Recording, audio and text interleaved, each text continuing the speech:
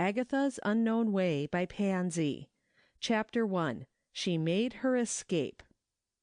"Now mind you, don't get lost," said Farmer Barnes, and he said it for perhaps the 5th time as he waited to see his charge into an uptown car. "You tell the conductor where to let you off, at the corner of Delaware Street, you know. Tell him where you want to go, to the Fountain Square Church, remember. That will be the safest. Then you walk to your right 3 blocks. To your right, mind you, not your left. And you'll be there. You can't miss it nohow, if you mind what you are about. It's all nonsense your aunt feeling so fussy about you. Women are always afraid that women folks are going to get lost. And when the meetin' is out, if you decide not to stay for evening, and I don't much believe you better, your aunt will worry, you take the same yellow cars going the other way, you know, and come back to this corner. You can set down in one of them park seats and wait for me. Maybe I'll get here first, though. Then I'll be on the lookout for you. And remember that the 4:40 is the last train out our way." A clear voice answered this long drawn-out direction. "I shall not get lost, Uncle Joseph. Don't be troubled about me. I know just what to do. I shall be here on time if I decide to go home tonight. But don't expect me. I feel as though I really must stay for that evening meeting. There may be old friends of mine here. I'll come back in the milk cart tomorrow, Uncle, and give you an account of my adventures. Goodbye." The farmer looked after her anxiously as she gave him a bright little smile and nod that was meant to be reassuring, and disappeared within the crowded car. He had it in his heart to ask the conductor to keep an eye on her, but, while he was considering how to say it, the car slipped on its way. He took off his hat and wiped the perspiration from his sunburnt face. The day was warm, and he had been standing in the broiling sun for nearly 5 minutes, looking anxiously for the right car. Farmer Barnes was not able to get accustomed to the new style of cars without horses. "I hate them slippery things," he had confided to his niece. "You think you're going to get one of 'em, and you start for it, and by the time you get across the street to where you think it will stop, it has gone on and is about half a mile away. I have to be out there on hand and wait for 'em." He shook his head at this one as it glided around a curve, and said in troubled tones, "I don't know as it is quite the thing after all. Harriet doesn't think it is, and maybe she is right. The child is young and pretty to be dodging around city streets alone. But then it is a woman's meetin', and she is sot on her ways as any woman among 'em, if she is young. So what could I do?" Agatha Hunter left the car at the proper corner without giving the conductor any other information than the street she wanted, and walked rapidly toward the Fountain Square Church. Her cheeks were a lovely pink, and her breath came in quick little catches that denoted suppressed excitement. Something besides the warmth of the day was affecting her. It was not that she was afraid, although she was alone in a great city for the first time in her life. Perhaps she was less afraid on that account. She was not timid by nature, and it was impossible for her to imagine what there was in this trip of hers to cause her uncle and aunt anxiety. But her whole frame was thrilling with inexpressible excitement over the thought that at last she was to realize the fulfillment of some of her eager dreams. In order to understand her mood, you need to know a bit about her history. Agatha Hunter, aged 20, bright-eyed, quick of step, eager for the world, or for what she thought was the world, had been in her mother's homeland for the past 5 months, yet this was her first little venture into that rose-colored world. She was the daughter of foreign missionaries. Once, when a little girl, she had come to America with her parents, and its beautiful homes and beautiful churches and beautiful streets and lovely people had lingered with her in memory through the years as a vision of the heavenly city might linger with you. Contrary to the custom of most missionaries, her parents had taken her back with them to India, and she spent her girlhood in that faraway land, her father and mother being her only teachers.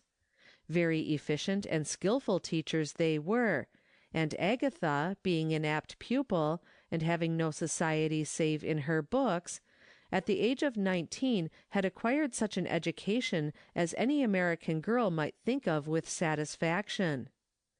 Then her health, which up to that time had been uniformly good, began to fail.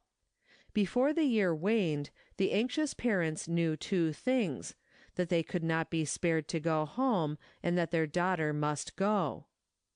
Meantime, grandfathers and grandmothers had gone to the home from which there is no returning, and the only relative left in America to receive Agatha was a half-sister of her mother, Mrs. Joseph Barnes. To the old farmhouse, whose situation was 5 miles away from a little dreary village, came Agatha, therefore, on her second visit to her mother's homeland. Agatha's father was a Scotchman and an orphan from his boyhood.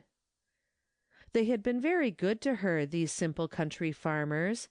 Her Aunt Harriet, it is true, had not known the girl's mother very well, being separated from her since she was 14, but she received Agatha with as much warmth as her rugged, suppressed nature would allow, and recognized her as kindred.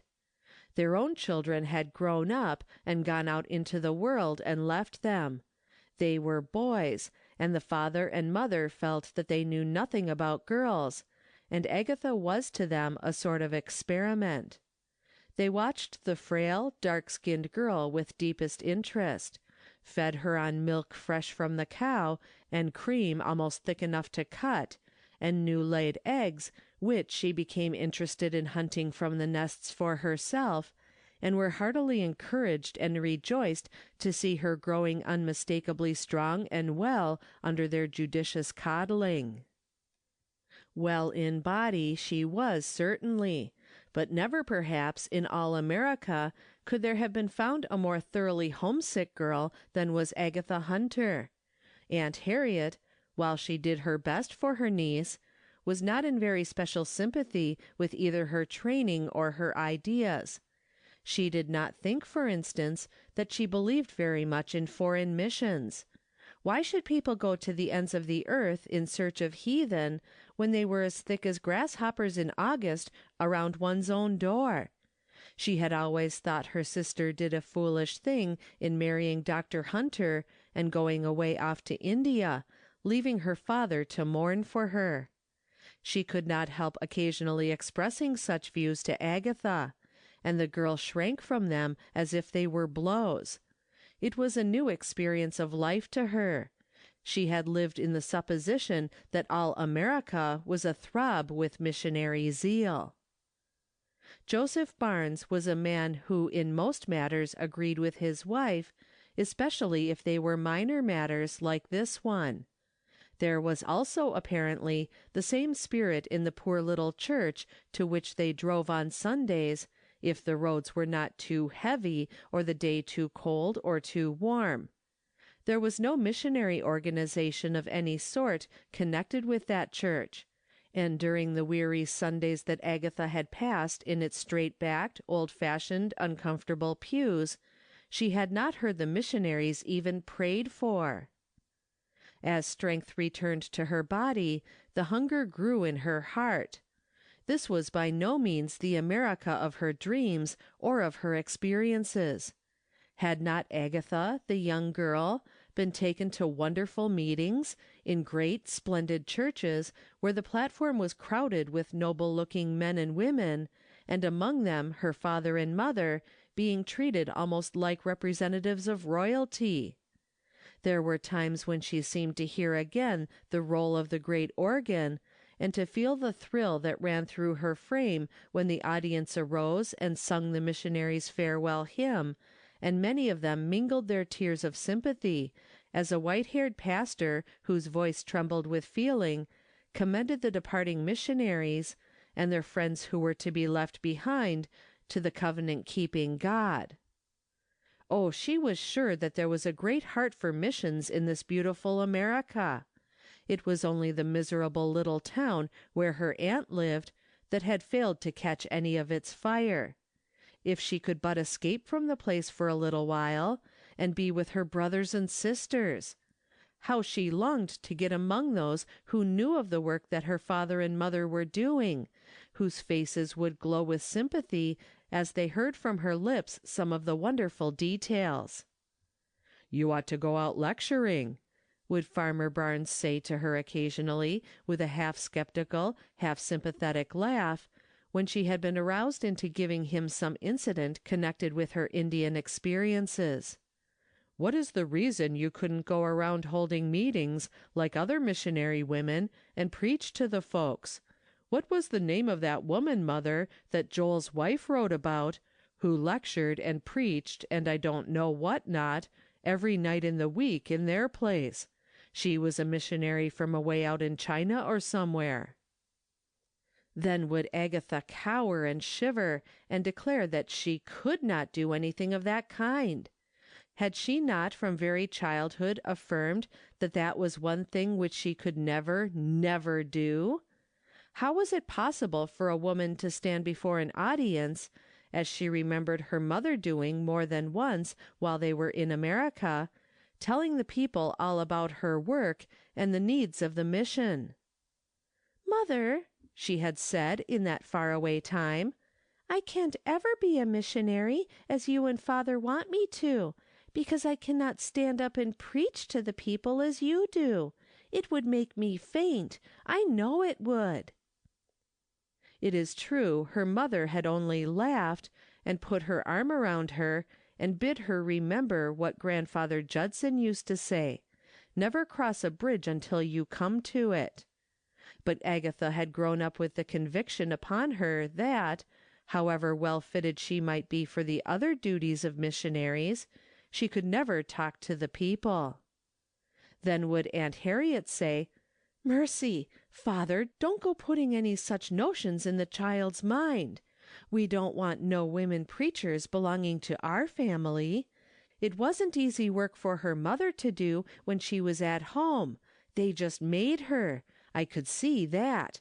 And Agatha takes after her, and I'm glad of it. There is enough for women folks to keep busy about in this world without their traipsing around the country doing what the men ought to do." But the homesickness grew upon Agatha until it culminated in this visit to this city.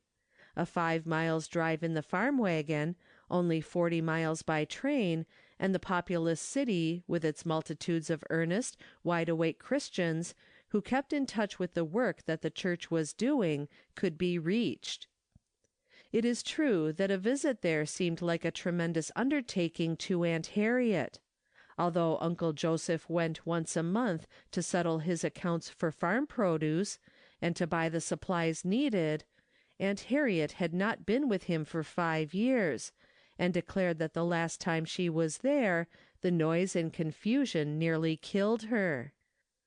"You don't know anything about it," she said to Agatha, trying to dissuade her from what she knew was in her heart. "The folks rush up and down the streets like mad, and they don't appear to know half of the time where they are going to, nor how to get there. And there's street cars in the middle of the wagon roads, and carts and bells and whistles, and it is as much as your life is worth to get across a street. My, catch me going to the city unless I had to.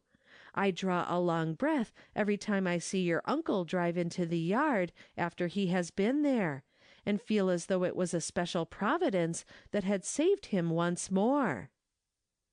But Agatha carried a very determined will inside her slight body, and persisted in her determination. She had read in the Saturday's paper that on the following Tuesday the Fountain Square Church would hold its regular missionary meeting in the church parlors at 3 o'clock. Now Tuesday of that next week would be her uncle's regular market day. For a week past, all the plans connected with the farm had had to do with his getting an early start for town on Tuesday. Her resolution was taken. She would coax Uncle Joseph to let her go with him, and to show her how to find the Fountain Square Church. After that, her way would be easy. Once among those blessed missionary women, how many delightful friends she would meet! Had not her father and mother been almost oppressed by hospitality while they were in this country? She had her plans all made. She would select some sweet-faced woman who reminded her of her mother, and softly whisper that mother's name, and confess that she was her daughter, come all the way from India alone to meet her mother's sisters in the work. How glad they would be to see her, and to hear directly from her lips all about the work that they were helping to do. They would be sure to ask her to stay to the evening session that was always held during those missionary meetings, and at which returned missionaries nearly always spoke. Why, there might even be somebody there from India, someone whom she knew. That would be almost like a glimpse of home. Oh, she must surely go.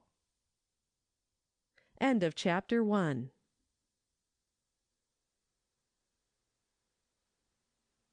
Chapter 2. She made discoveries. She accomplished it. People learned in time that Agatha Hunter would be likely to accomplish what she undertook. Aunt Harriet, it is true, was troubled.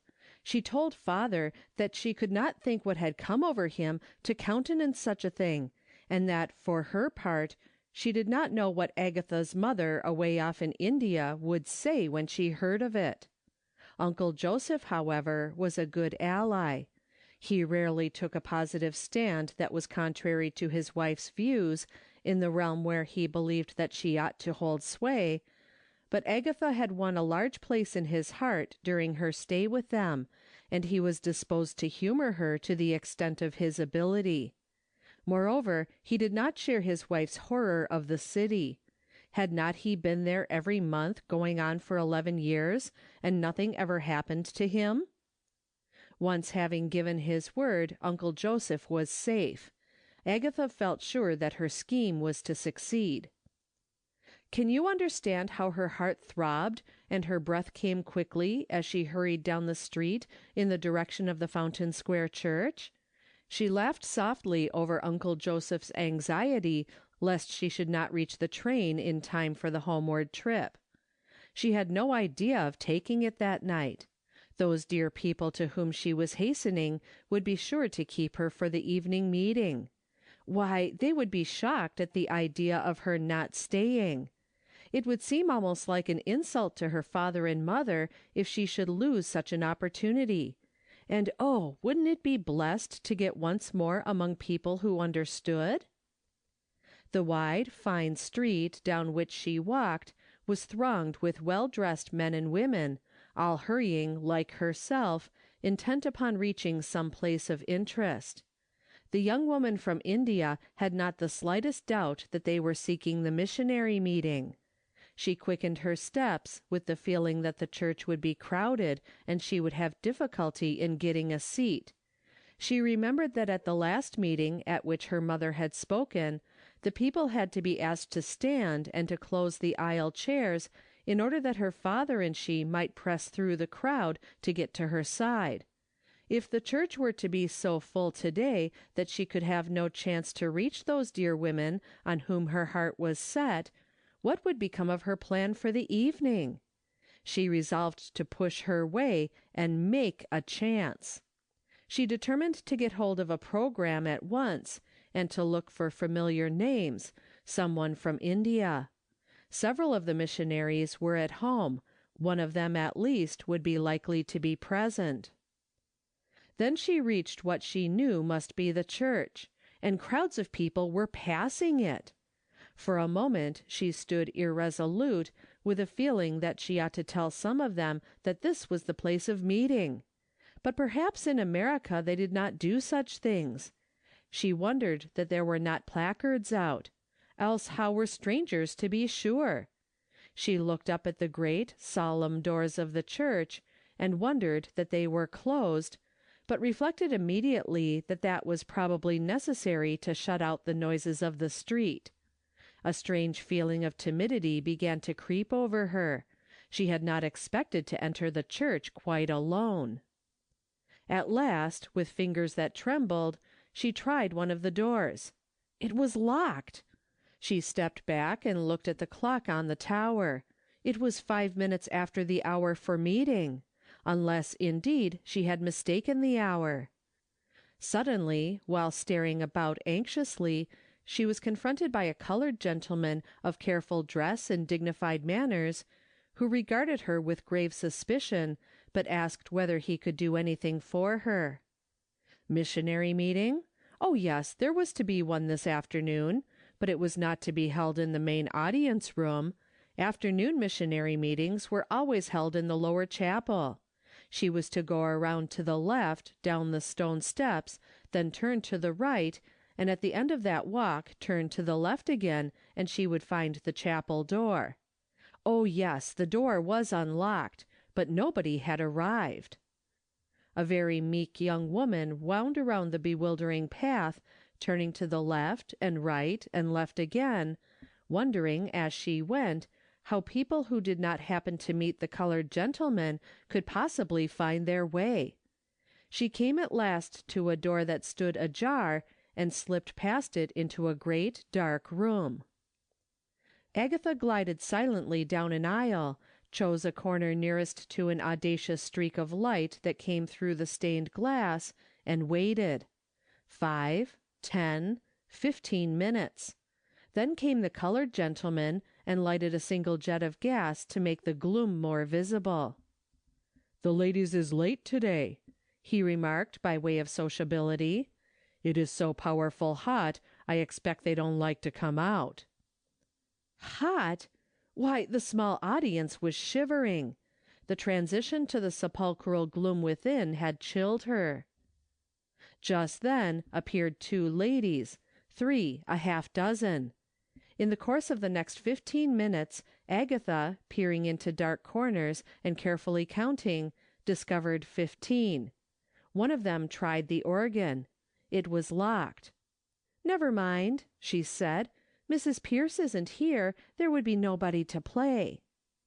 Then she tried the piano. That also was locked.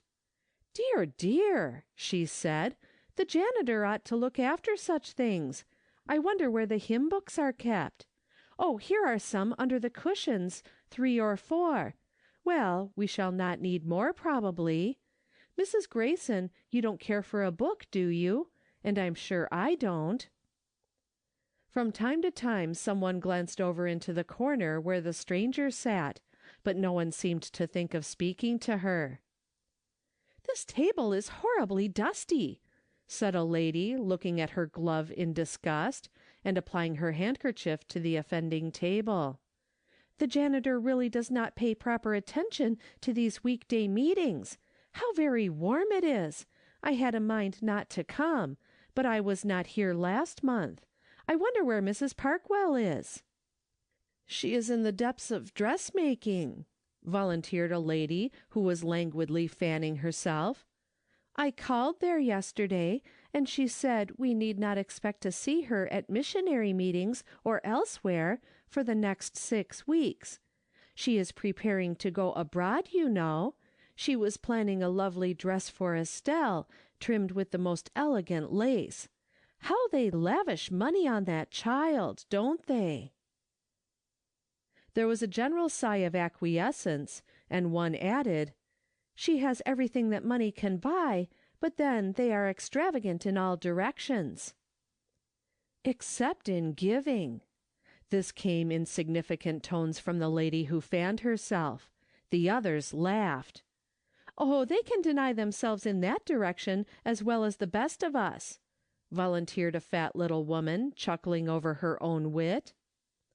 Then they seemed suddenly to remember the stranger in the near distance, and to decide to have some religious conversation.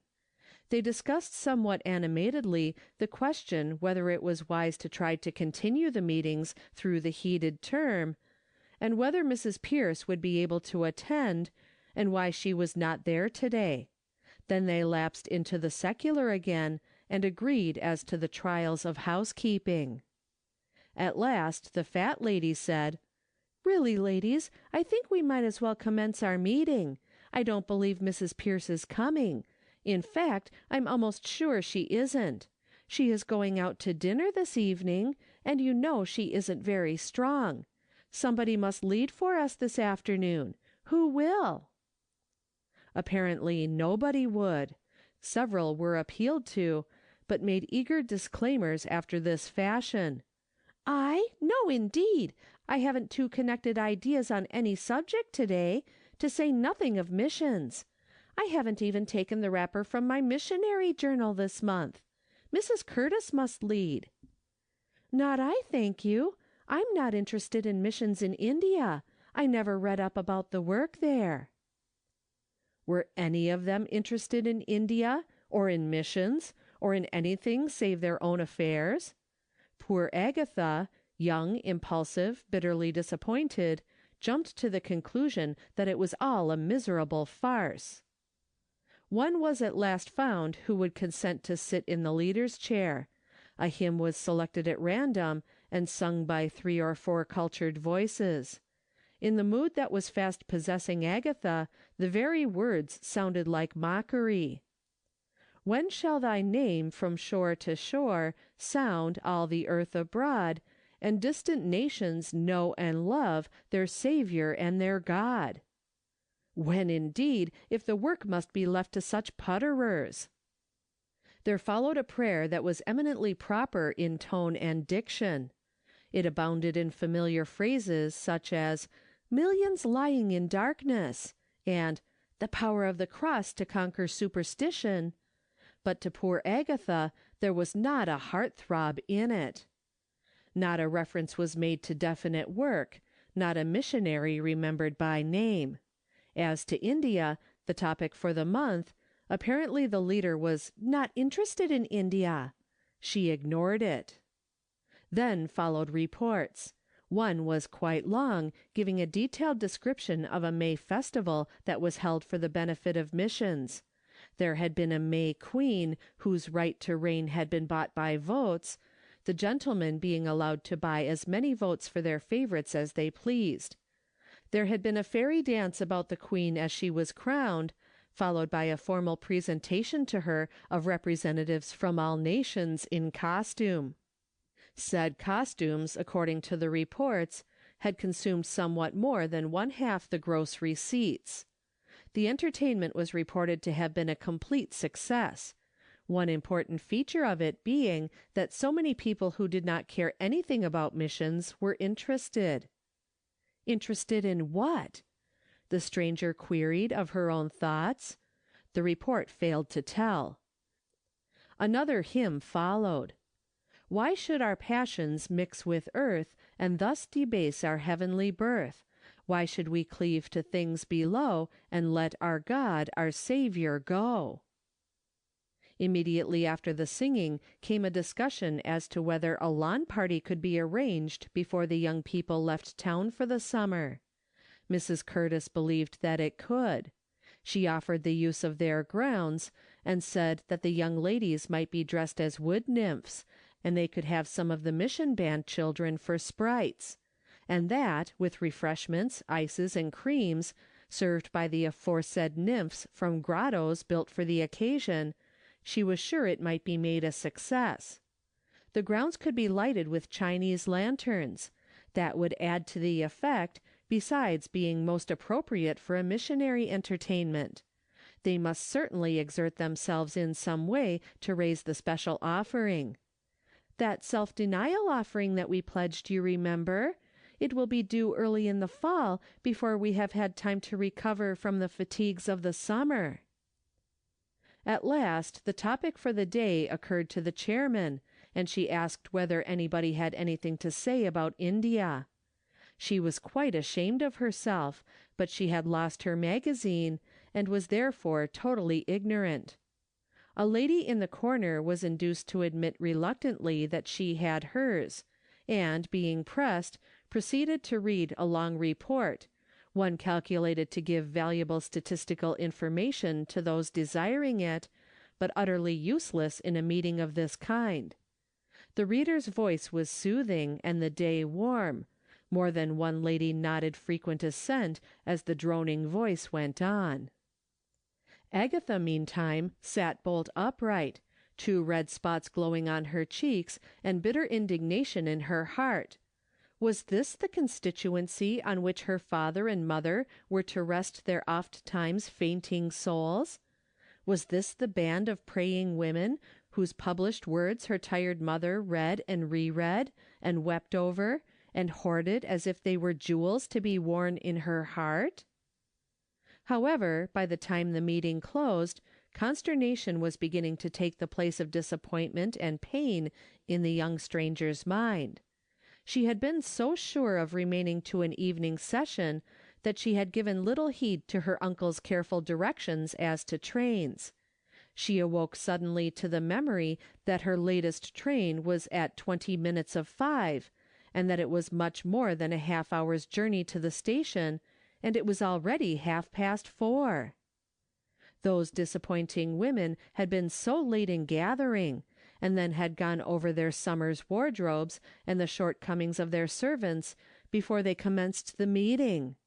That sweet-faced woman to whom she had intended to introduce herself had failed her. The desire to remain with these women even for an hour longer than was necessary had departed. As for the evening session, which she had evolved out of her supposed knowledge of methods, apparently they had not so much as a thought of such a thing. What was to be done? She had no money with her, at least not enough to serve her at a hotel, and she was an utter stranger.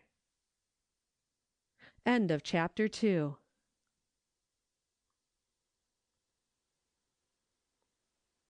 Chapter 3. She became an unwilling guest. Mrs. Curtis must have been looking at the stranger just then and noting the troubled face, for she moved toward her. Mrs. Curtis knew nothing about India and very little about missions, but she had a kind heart. "I do not remember your face," she said, extending her hand and smiling kindly, "but we are glad to see you here. The young ladies do not come very often. I wish they did. Do you live near the church?" Thus helped, Agatha essayed to explain. It was difficult work. Mrs. Curtis was not familiar with the names of missionaries. She had never heard of Dr. Hunter. Still, she was interested. "Is it possible?" she said. "So you are a missionary's daughter. How strange!"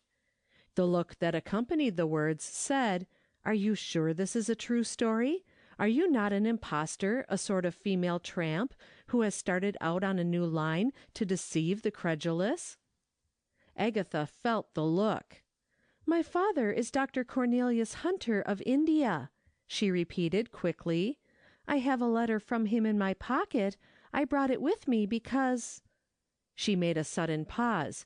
She would not tell those women that she had brought her dear father's beautiful letter and a few lines from her precious mother, just to give them the joy of hearing the freshest news from India if opportunity offered.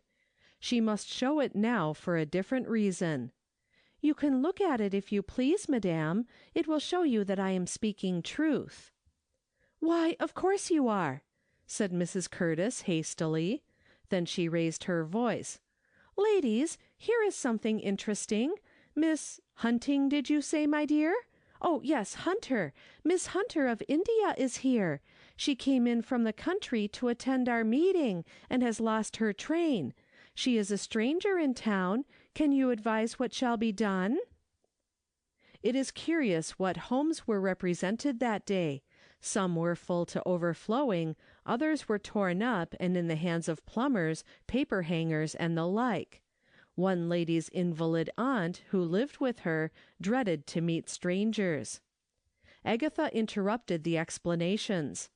"If you could direct me to a respectable hotel, and be so kind, one of you, as to be responsible for the bill until I can get back to my uncle and return the money, I would—" And then Mrs. Curtis interrupted.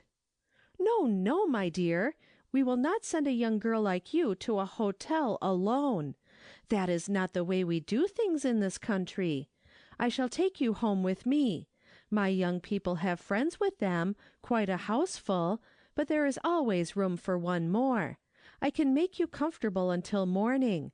I would have offered before, only I thought someone else might be less crowded." Was there ever a more reluctant guest? Yet what else could poor Agatha do? Seated finally at Mrs. Curtis's elegant dinner table, she did not feel more at ease. Although most of the guests were young people, she had never in her life felt so utterly left out and miserable. Her uncle's farm kitchen, with the hired man sitting opposite her, would have been paradise just then. The table talk was of the lightest and gayest, and had to do with matters of which she was ignorant. Suddenly, Mr. Edward Curtis, the son of the house, started a new topic. "Well, mother, did you and those other devoted female women convert the heathen world over again this warm afternoon?"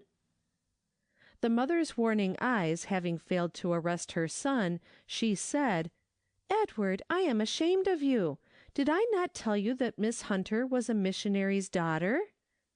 "I beg 1,000 pardons. I remember no such announcement. Still, I mean not the slightest offense.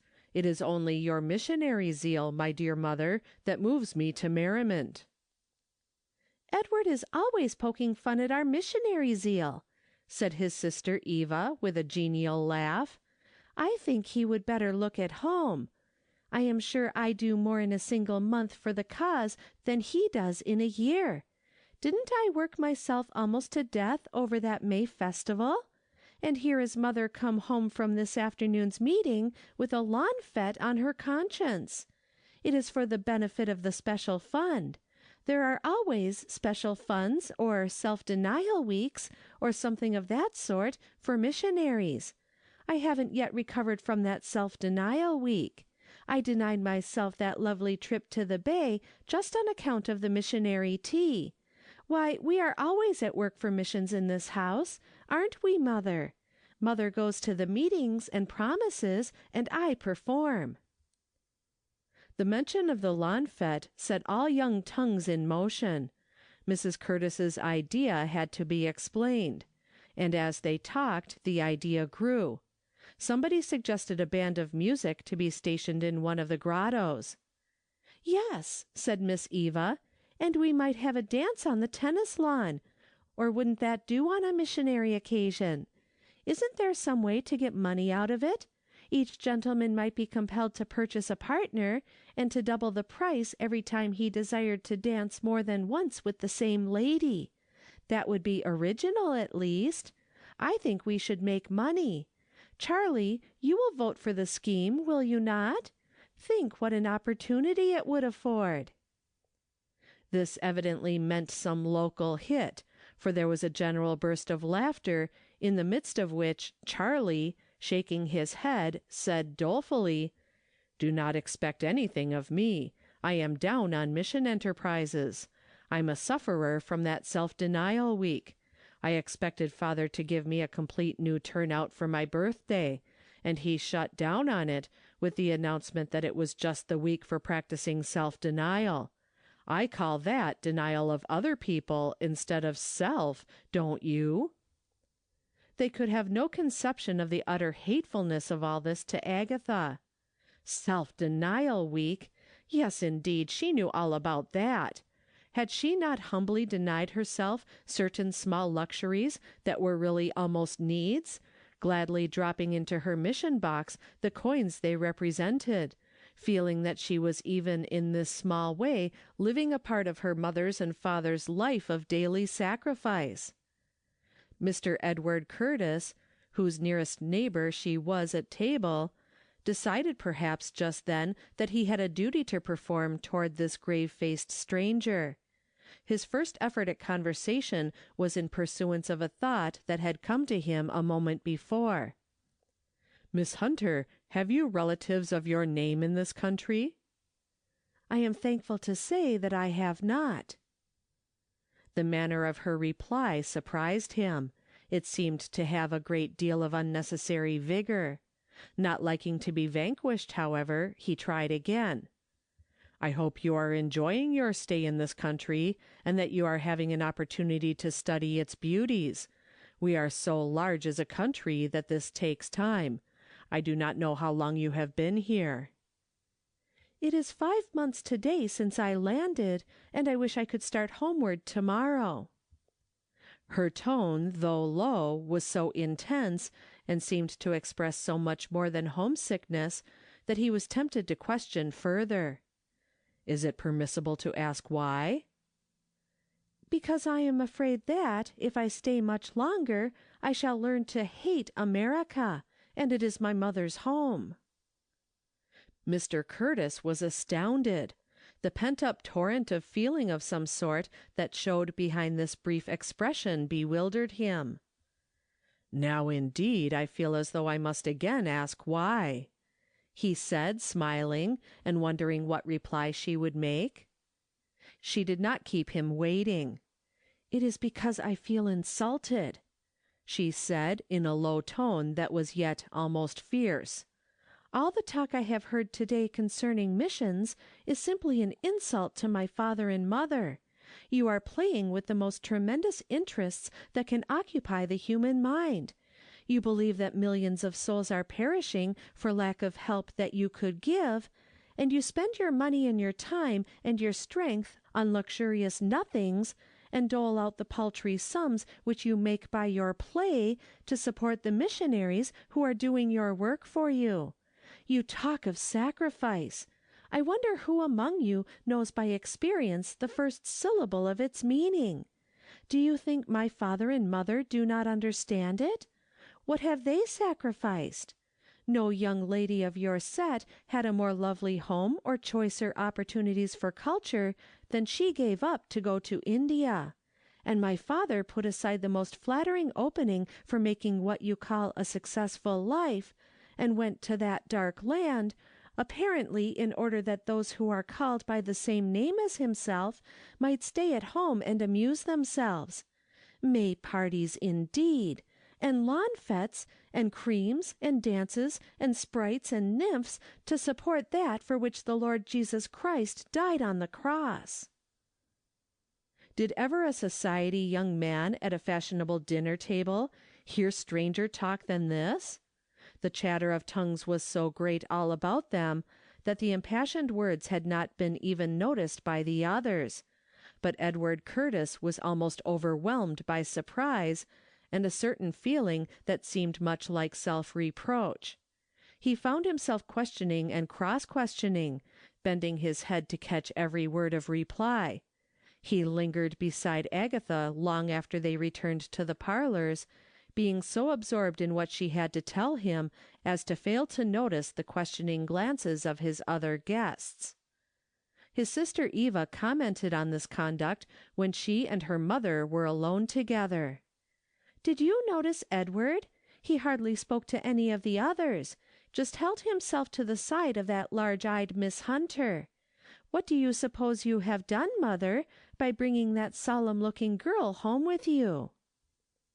As for Edward Curtis, about that time he was walking thoughtfully up and down his own room, considering the items that he had lately heard.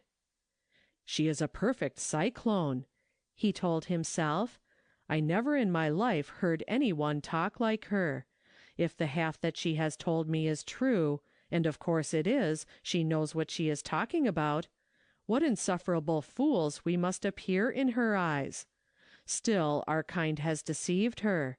There is such a thing as real missionary zeal on this side the water. She ought to hear Dr. Faulkner preach on missions. For that matter, she should hear Mrs. Faulkner pray. But the question is, why are not all Christians roused? I wonder whether she has the least idea how tremendously she hit me. I confess to having been always more or less amused over my mother's missionary efforts. Still, after all, she has done something, while I have done nothing, except to dance at the May festival and look over a wood nymph or two.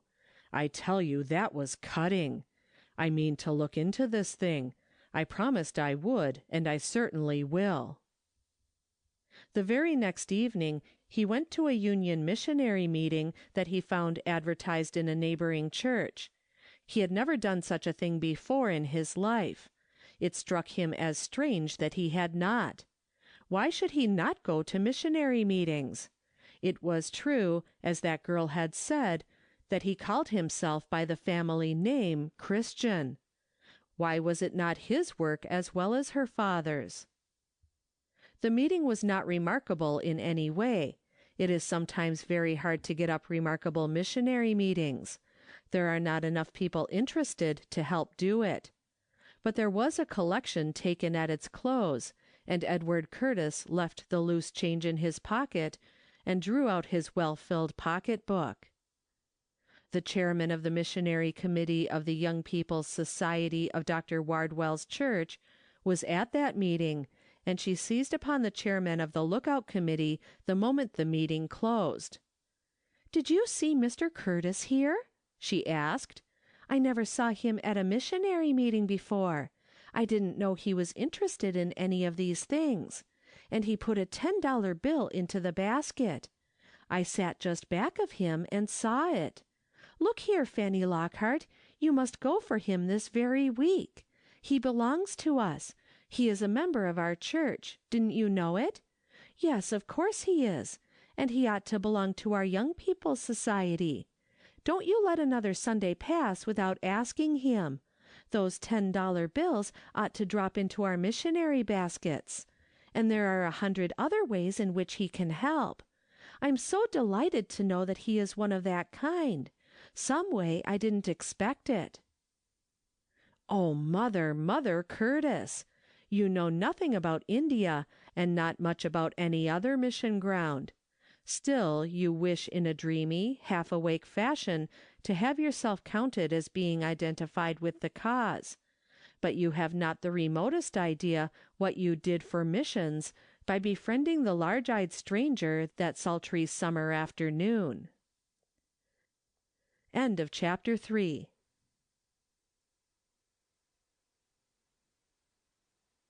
Chapter 4. She created a missionary meeting. More things had been accomplished by that meeting in the Fountain Square Church than any of the actors therein imagined. In the first place, Agatha Hunter went back to the rugged farm transformed.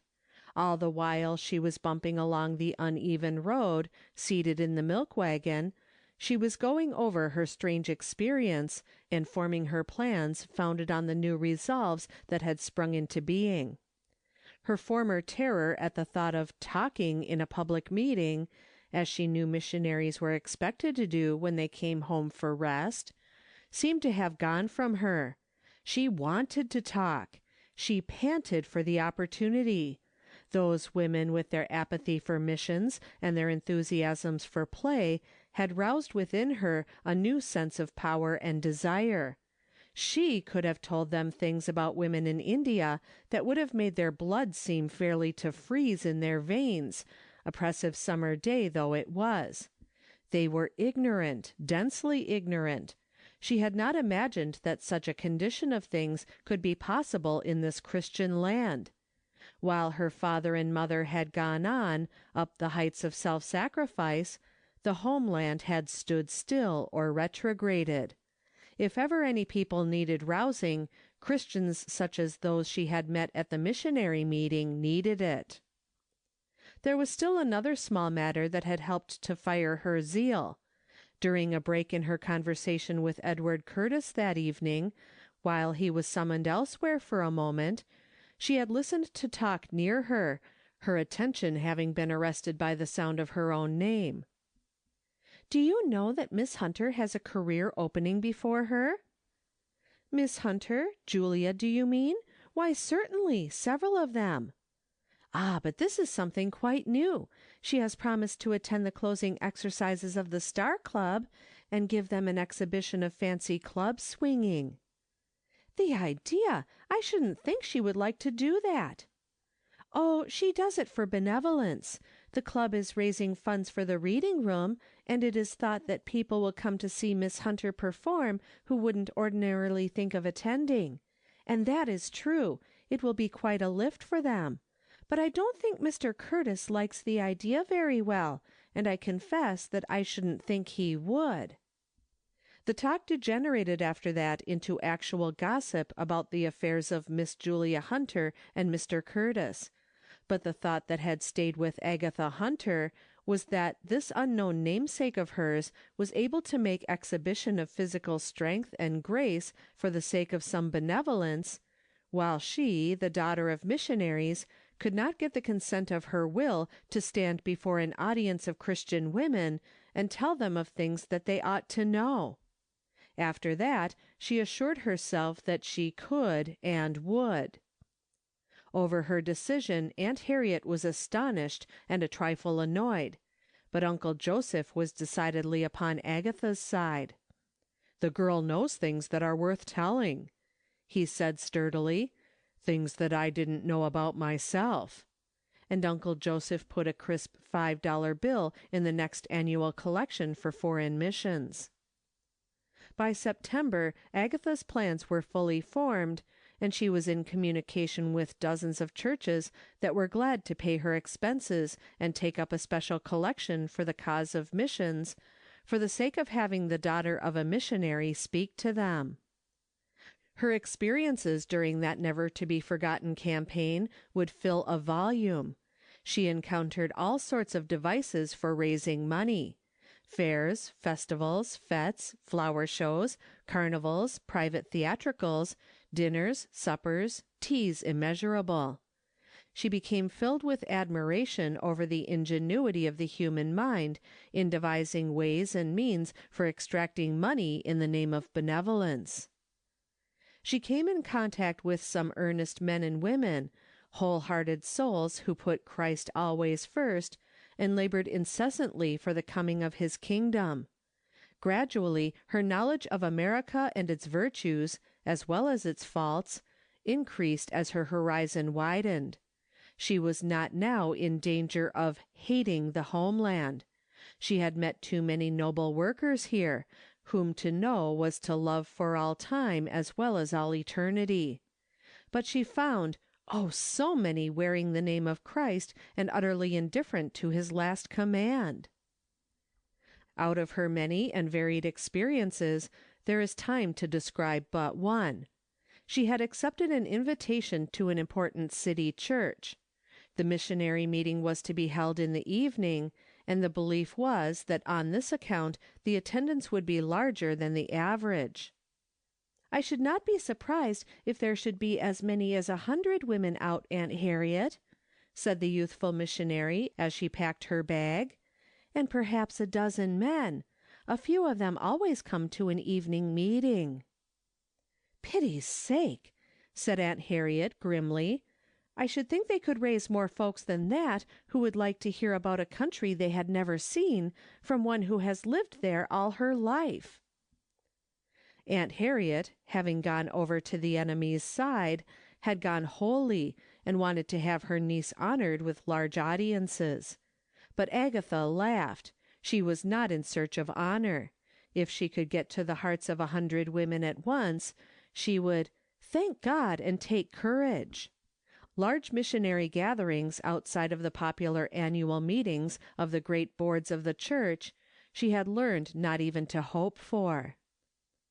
Other engagements had made it impossible for her to plan to reach the city on the evening of which I write, until almost the appointed hour for the meeting to open.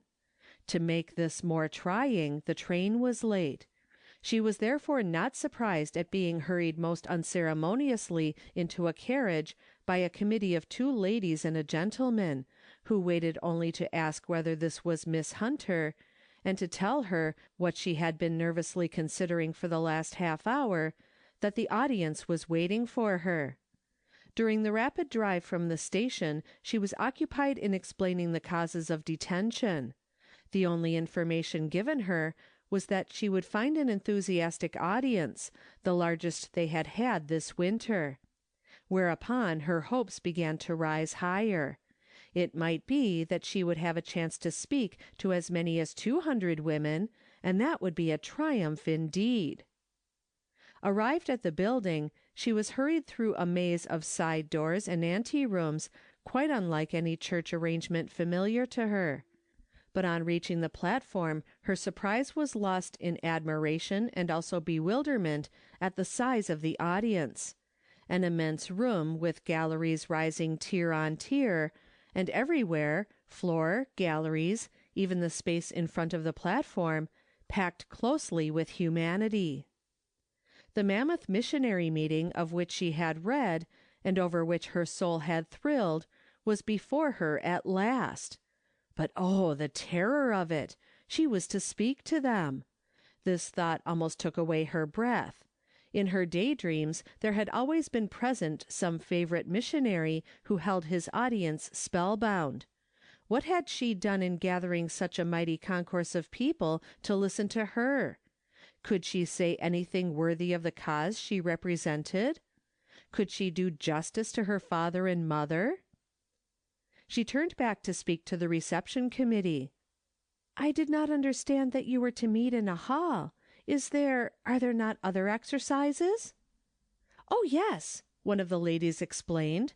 There was a program prepared that they had intended to carry out, but they had decided, when they found the train was so late, to waive all preliminaries and place her first, because there were suburban trains that left soon after 9 o'clock, which some of the audience would have to take.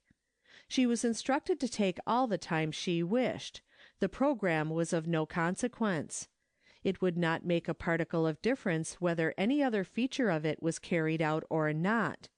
What the people wanted this evening was Miss Hunter. She was informed that the pianist was in his place before the instrument, and could be directed as to what was desired.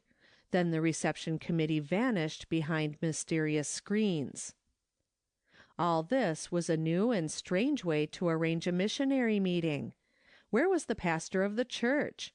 Or, as this must be a union of several churches, where were all the pastors? How was she expected to manage the music?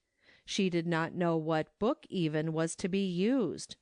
If they had wanted her to make selections, why had they not instructed her to that effect? And why in the world did they not have somebody to offer the opening prayer and to introduce her? She had never heard of such proceedings. She looked about her anxiously. Not a person was at hand to consult save the pianist, and he looked like a young man who would not understand how to manage a missionary meeting. Never mind, that great audience was waiting. Perhaps the committee wanted as informal and social a meeting as possible. There were some hymns that everybody sung. How magnificent, for instance, "All Hail the Power of Jesus' Name" would sound issuing from so many throats. She resolved to ask the pianist to play the first line without any announcement.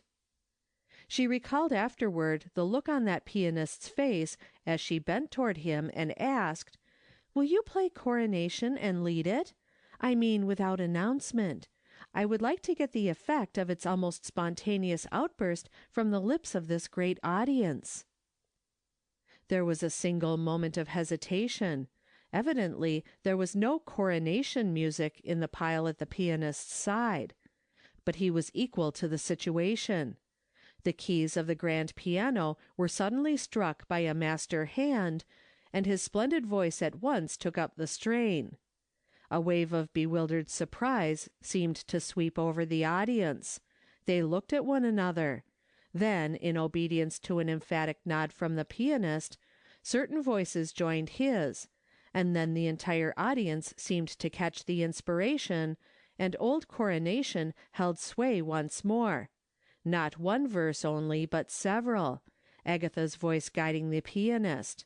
When they sang, "Oh, that with yonder sacred throng we at his feet may fall, we'll join the everlasting song and crown him Lord of all," the glorious hope of the future held the girl on the platform in such strong bonds that earthly fear shrunk away, and she felt willing to speak even to that audience of the throngs in India who ought at least to be permitted to hear of such possibilities for them. "After that song," she said, her clear voice filling the silence, Nothing seems appropriate but the Lord's Prayer voiced by us all. Will everyone join?" Again the house was filled with measured sound. "Our Father, which art in heaven, hallowed be thy name. Thy kingdom come." On those 3 words, "Thy kingdom come," Agatha had thought to hinge her message to the 100 women she hoped to meet. All the week her heart had been filled with longing for the coming of his kingdom on the earth, for the putting away of ignorance and apathy in this privileged land, and the rising of the people, his people, to meet the needs of their brethren and sisters in other lands. Then India, her home, the scene of her father's and mother's sacrifices and consecrations, might indeed join in that everlasting song. These people, she thought, sang and prayed as if they were in sympathy. She could tell them of India's needs as they had presented themselves to her, a young woman living in the midst. Without further preliminary she began her story. For an hour and 10 minutes the people sat silent, intent, listening to what was to many of them as a message from another world, so new and strange were the truths presented. The truth made eloquent by the heart-throbs of a soul tremendously in earnest must always reach other souls. When at last the voice from the platform ceased, another voice in the audience said instantly, "Let us pray." And Agatha Hunter heard what Edward Curtis had wished she could hear, for it was Dr. Faulkner who prayed. After that, the congregation seemed to consider itself dismissed. It was all very strange management. No one apparently thought of such a thing as a collection. There was no attempt at a closing hymn. There was not even the benediction. The people simply rushed away as from an entertainment. That is, most of them did. There were groups that lingered in aisles or doorways and talked together and laughed, some of them immoderately. End of chapter 4.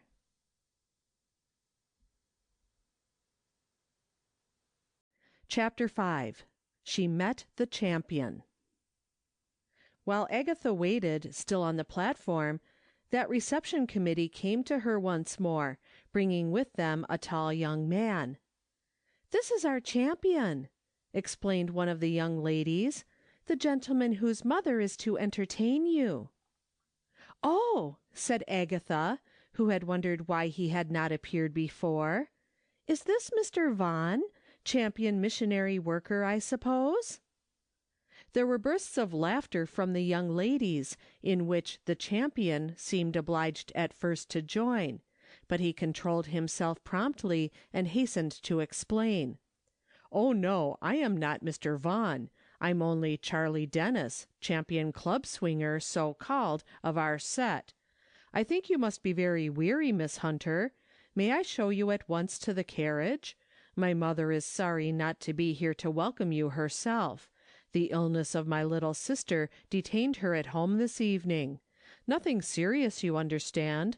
Only Pet thinks she needs her mother when she has any sort of discomfort, and mother could not feel willing to leave her." He hurried Agatha away from the people who now seemed inclined to gather about her, and yet held themselves back in an unusual way. In truth, the girl was by this time so bewildered that she hardly knew how to carry on her part of the conversations, and was glad to find herself seated in a private carriage with the champion opposite her. Yet this, too, was bewildering.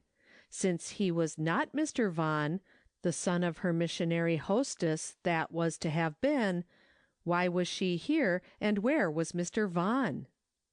"I beg your pardon," she said, as the carriage rolled away, "but I think there must be some mistake.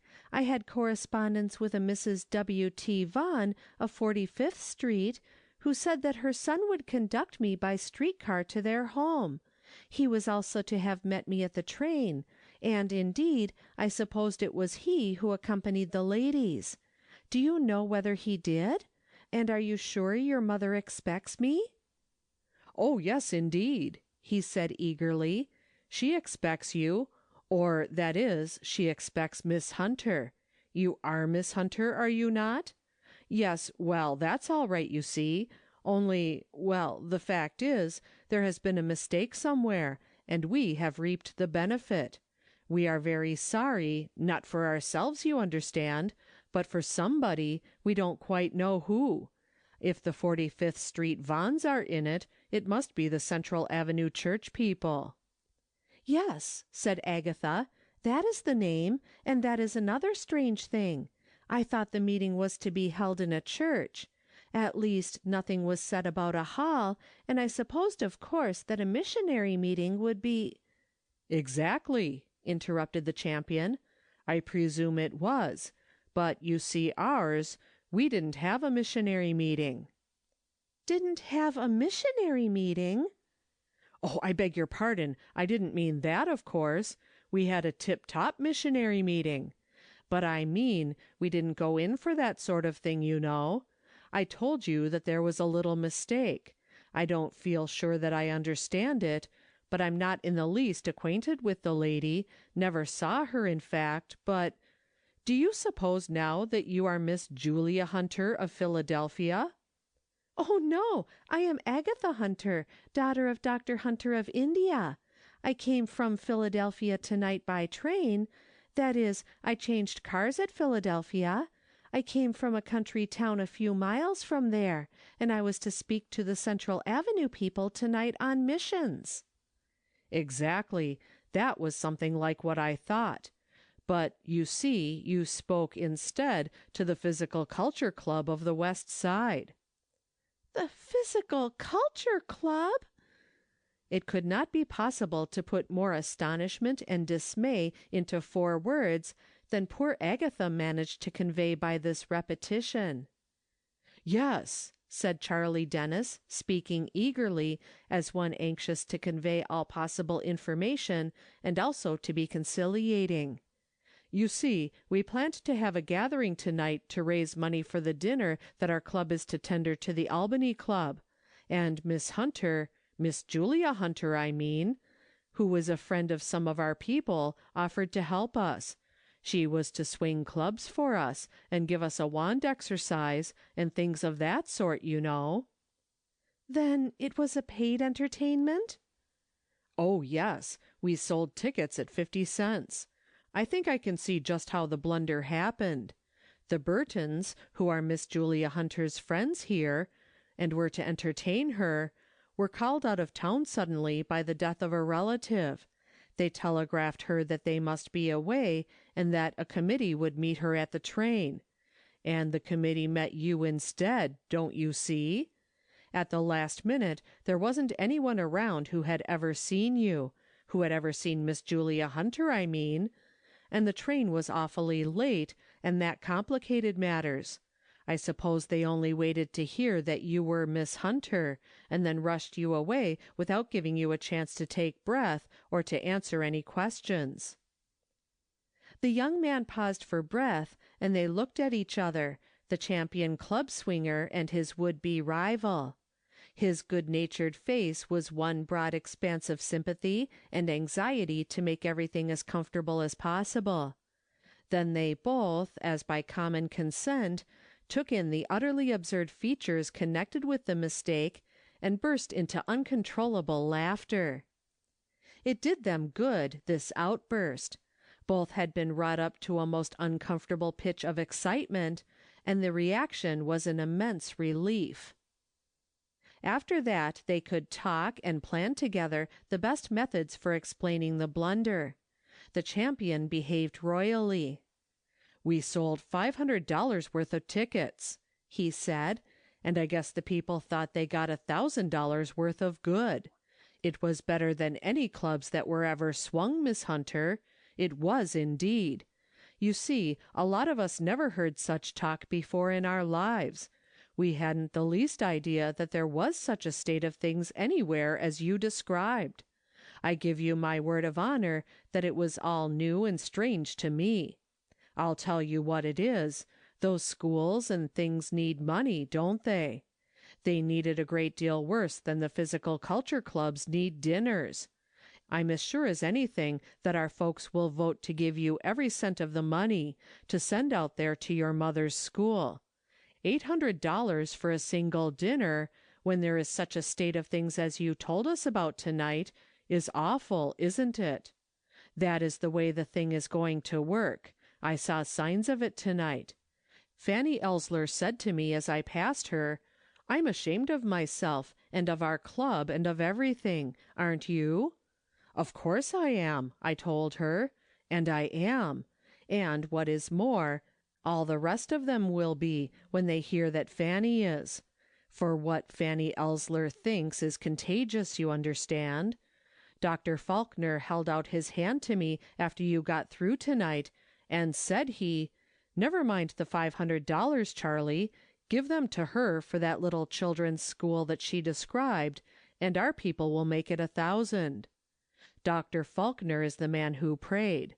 But what do you suppose the Central Avenue people did? I'm awfully sorry for them."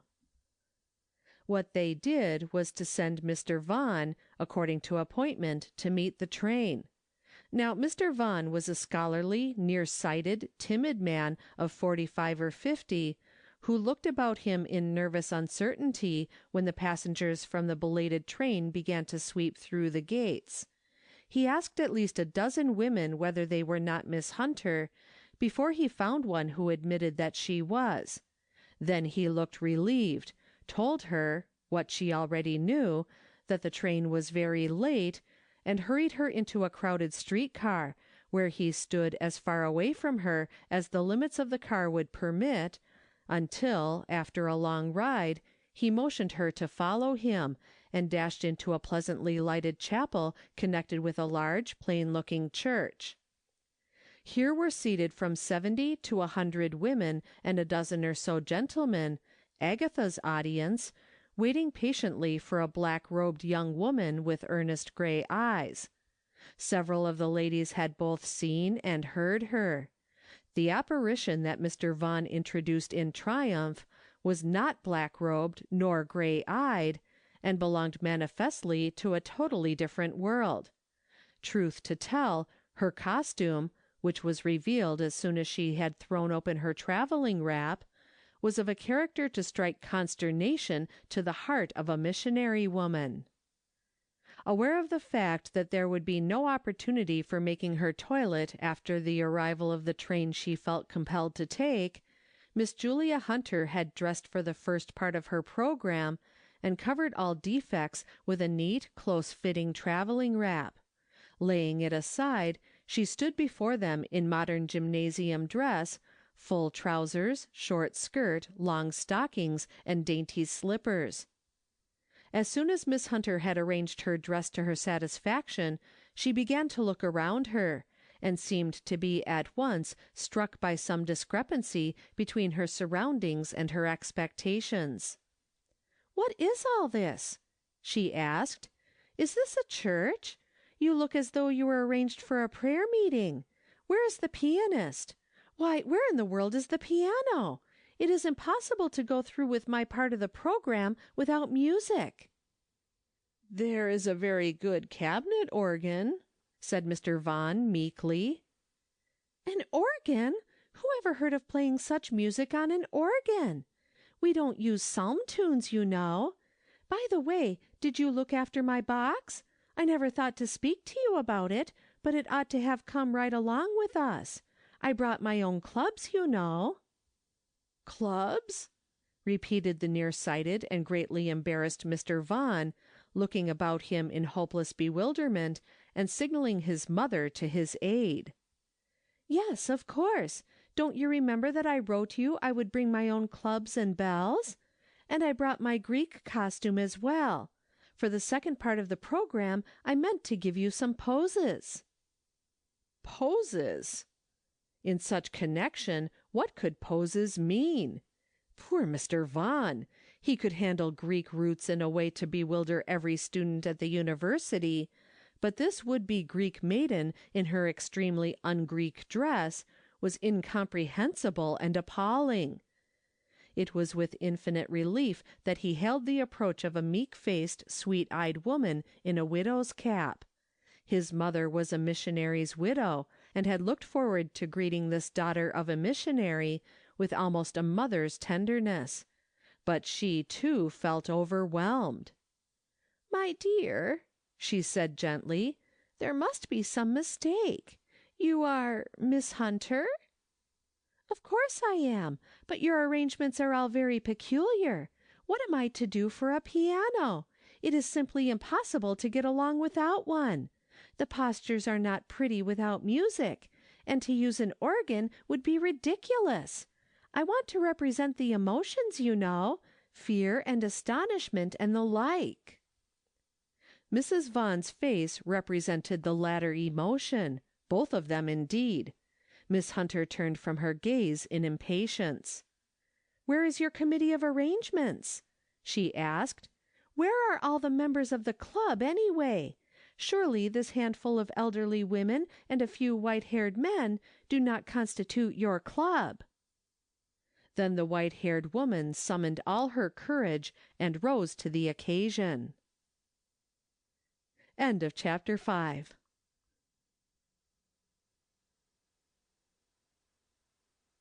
Chapter 6. She found kindred spirits. "There is certainly some mistake," she said firmly. "We are expecting Miss Agatha Hunter to speak to us tonight. She is the daughter of a missionary, and has lived all her life, until a few months ago, in India. It cannot be possible that you are—" She paused in confusion.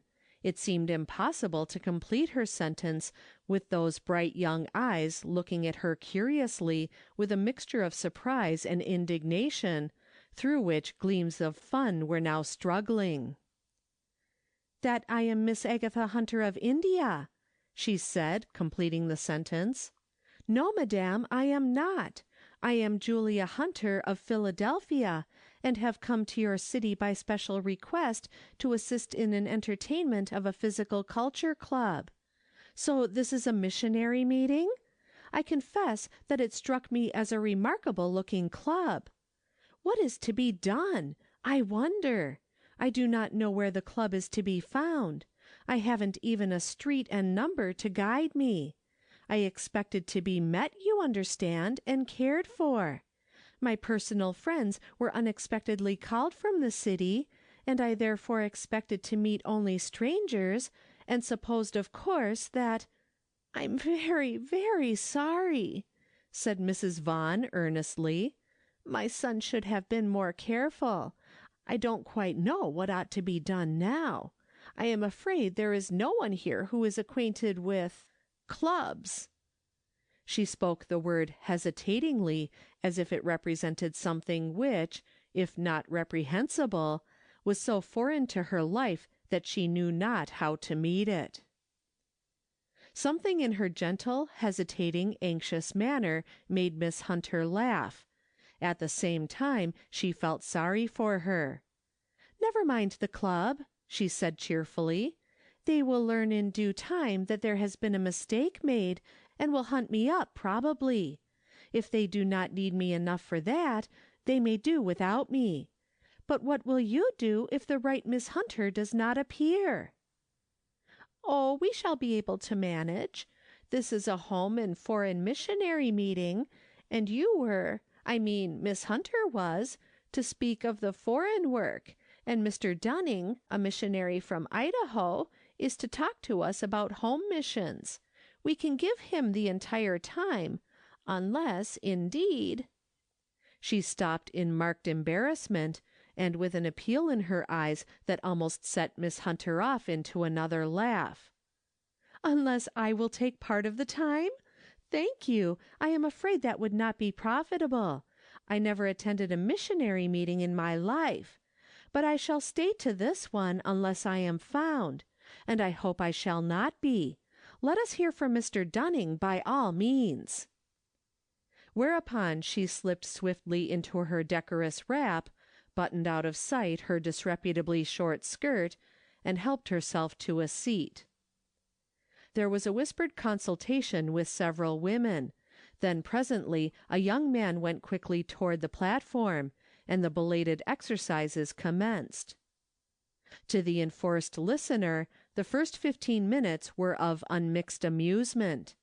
To her, there was something irresistibly comic in this complete change of program. Instead of delighting an appreciative audience with her skillful manipulation of clubs and dumbbells, she was actually seated in a church and somebody was praying. Memories of the last conversation she had held with Mr. Edward Curtis came vividly before her. He had disapproved of her benevolent designs for the West Side Physical Culture Club. "Physical exhibitions of all sorts are offensive," he had said in his most aristocratic tone. "Quite disagreeable enough when the exhibitors are men. When they are ladies, what shall be said?" She had resented the curl of his lip and the veiled sarcasm of his words, and would have none of his advice. What was Edward Curtis to her? If she was skillful enough in any line to make people willing to pay money to see her work, she had a right to utilize the skill for others if she chose. She had persisted in her intentions, but had been much disturbed over Mr. Curtis's disapproval. She knew that he had business in the city where the exhibition was to take place, but had hoped that he would be too fastidious to come and see her perform. She had felt that she might even fail if she saw his keen, cold eyes fixed upon her in disapproval. Now she had visions of the airy way in which she would toss her head and say to him, "While you were attending a physical culture exhibition, I was at a missionary meeting.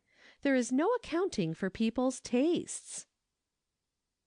Just when she ceased following her own memories and fancies, and began to give attention to Mr. Dunning, she could not have told. Something in the quality of his voice arrested her.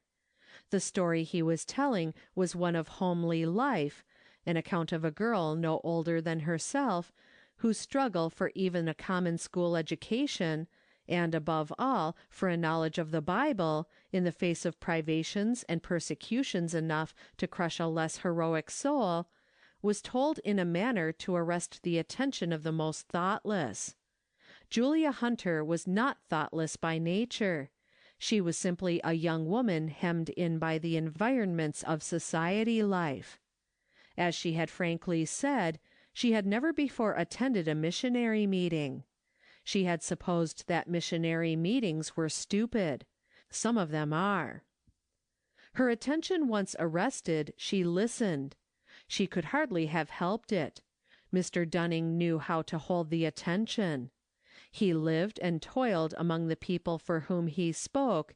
He had sacrificed much for them. He knew what they needed, nay, what before very long they must have, if they were to be saved to this country and to God. As Julia Hunter listened, her very soul caught fire. Was it possible that the earth, aye, more than that, her own homeland, held such girls as these, environed by such perils, alive to such possibilities, if only— Talk about an exhibit of emotions! Julia Hunter had come to that city to pose for an admiring audience. She had planned to show them how easily, without a word, one could express sorrow and surprise and indignation and pain. Could she have had a view of her face during Mr. Dunning's address, she would have discovered that the human face alone, without aid from any other part of the body, could express all these, because the soul could feel them. Never had she been so wrought upon by human speech. She forgot the strange and ludicrous combination of circumstances that had brought her to a missionary meeting. She forgot the incongruous dress she wore, and the elaborate Greek costume she had expected to don. She forgot everything but those stories of human struggle and disappointment and courage and victory. Why had she never heard such stories before? If this was what the missionaries were trying to accomplish in the face of such terrible obstacles, why were not she and every other creature with a soul helping to the extent of their power? Why had not Mr. Curtis suggested to her some of these ways for employing her time and strength, instead of contenting himself with curling his handsome lip almost into a sneer over her good-natured offer to help the Physical Culture Club. Physical culture, indeed! She said to herself, her own lip curling at thought of the words. It is moral culture that we need, every one of us. Mr. Curtis with the rest. I don't believe he knows these things. It came to pass that the two young ladies named Hunter, whose lives for one day became so strangely mixed, did not immediately get back to their individual environments. Agatha Hunter had planned to remain in the city for several days, in attendance upon a missionary convocation. She was to have been the guest of Mrs. Vaughn, but the morning after her address before the Physical Culture Club found her so overwhelmed with confusion over the mistake, and she so shrank from meeting any of the ladies whom she had failed, that what she did was to insist upon being taken to the 10 o'clock train. In point of fact, none of the people who had planned did as they had planned. For instance, Mr. Edward Curtis meant to have escorted Miss Julia Hunter to the morning train and traveled with her homeward. Also, he had planned to be present at the physical culture entertainment the evening before.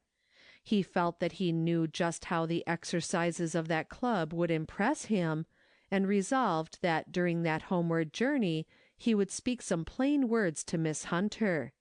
He would express in frankest terms his utter disapproval of her share in that entertainment, giving his reasons therefor, not with sarcasm, as he admitted that he had spoken before, but kindly and earnestly. At any cost she should know his views.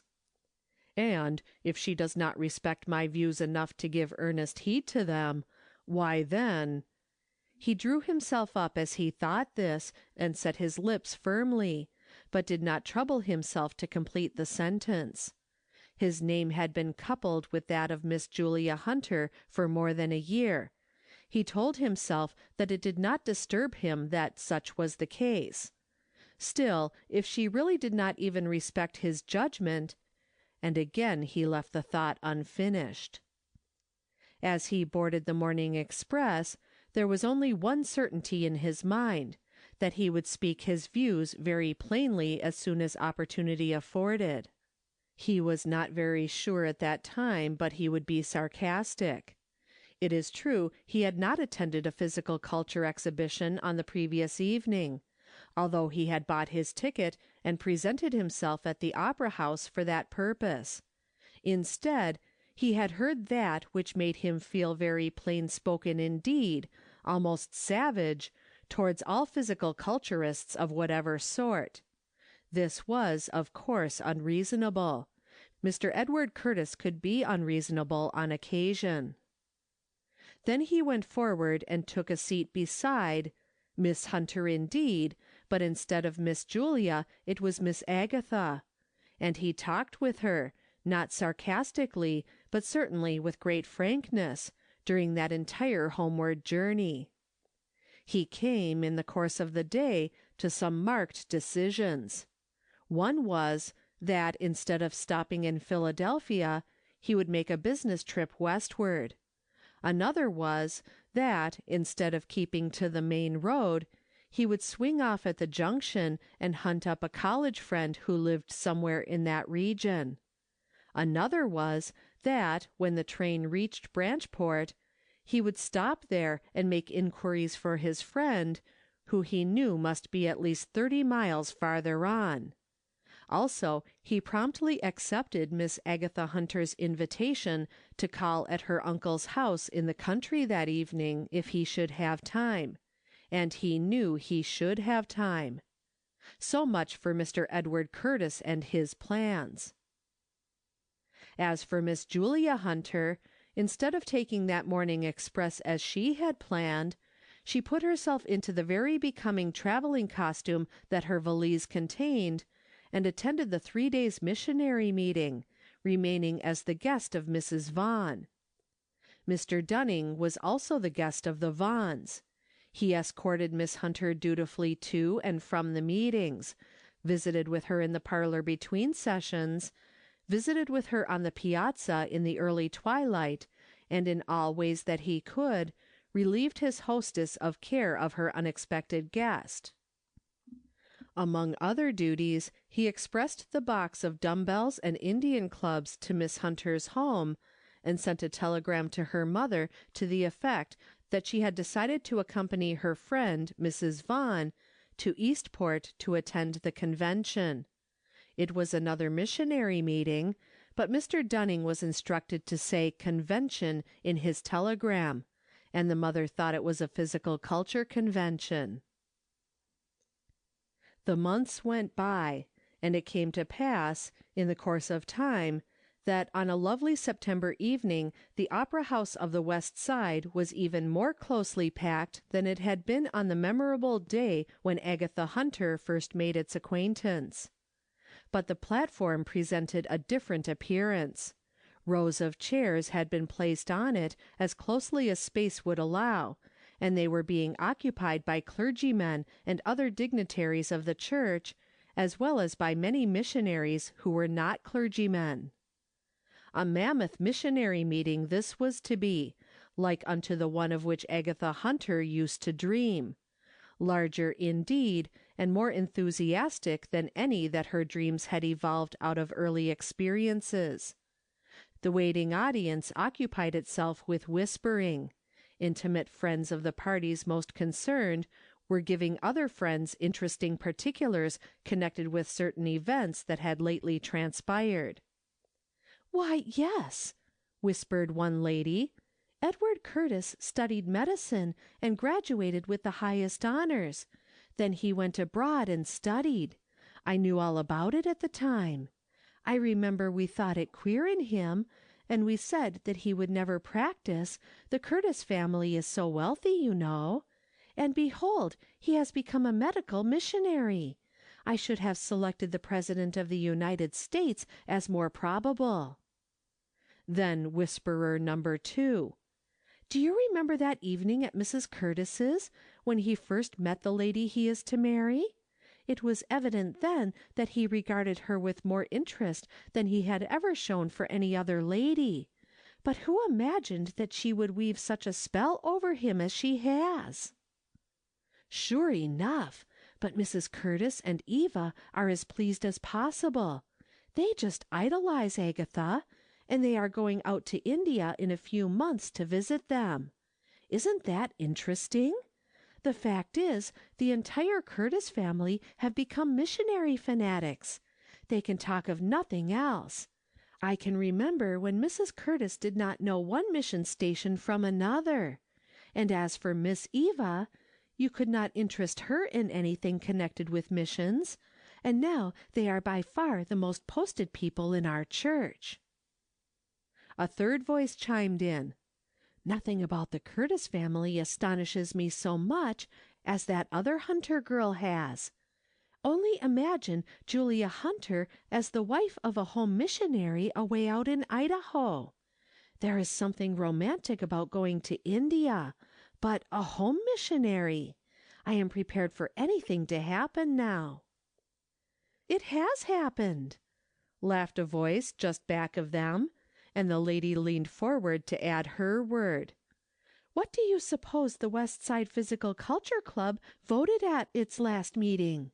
To pledge $1,000 a year to the support of whatever work Mrs. Dunning and Mrs. Edward Curtis were engaged in. Isn't that a new departure for a physical culture club?" "Hush!"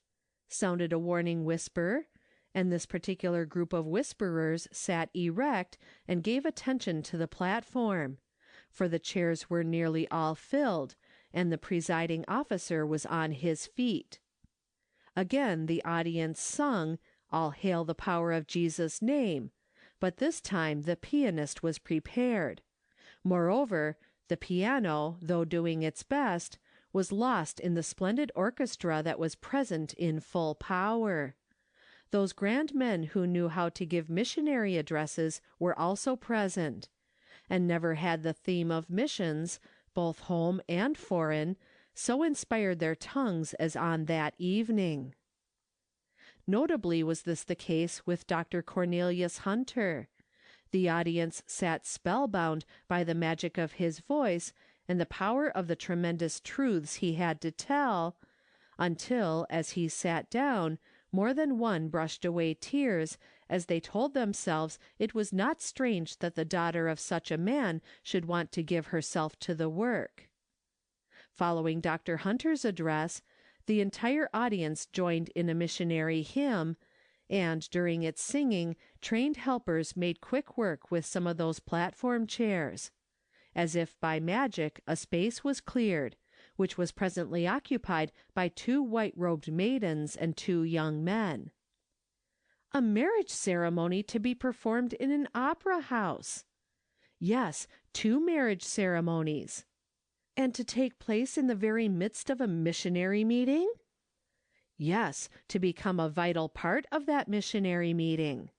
The brides were Julia Hunter of Philadelphia and Agatha Hunter of India, and the grooms were the Reverend Oliver Dunning, missionary in Idaho, and Dr. Edward Curtis, medical missionary to India, or at least under appointment for that post.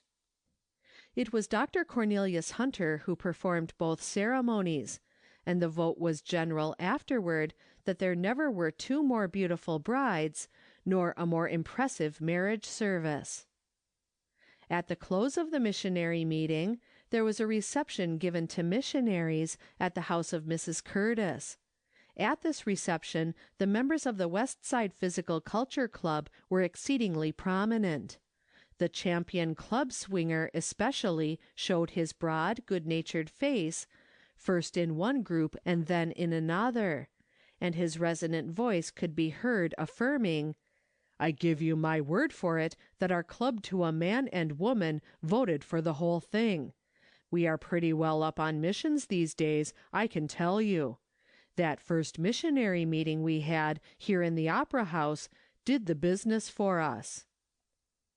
Julia Hunter Dunning overheard the sentence and said softly to her husband, "It was my first missionary meeting that did the business for me also." Mr. Edward Curtis turned toward her at the moment, and she said, "I am wondering what would have happened had you not expressed yourself so openly against my helping in the physical culture entertainment. But for that, I suppose I should not have promised them. Are you not glad that I did?" "Very glad indeed," he said, smiling into her merry eyes, "both for your sake and for mine. What has become of your clubs and bells and general apparatus? Have you donated them to the West Side Club?" "Indeed not. They have started for Idaho. Mr. Dunning expects my class in physical culture to open the way for me among the girls out there as nothing else could do. Moreover, I have been advising Mrs. Curtis to undertake something of the same sort among her girls in India. You do not know the possibilities of physical culture clubs, Mr. Curtis." "Certainly I realize some of the possibilities," he said, his eyes still merry, "and I assure you that I am a convert." Then suddenly he grew grave, and his voice was rich with feeling as he bent toward her, speaking low, and quoted, "I will bring the blind by a way that they know not. I will lead them in paths that they have not known. I will make darkness light before them, and crooked things straight. Mrs. Dunning, you and my wife and Dunning and I have surely lived that promise out thus far. We may safely write it in our Bibles as tried and proved, and trust it to the end." End of chapter 6. End of Agatha's Unknown Way by Pansy.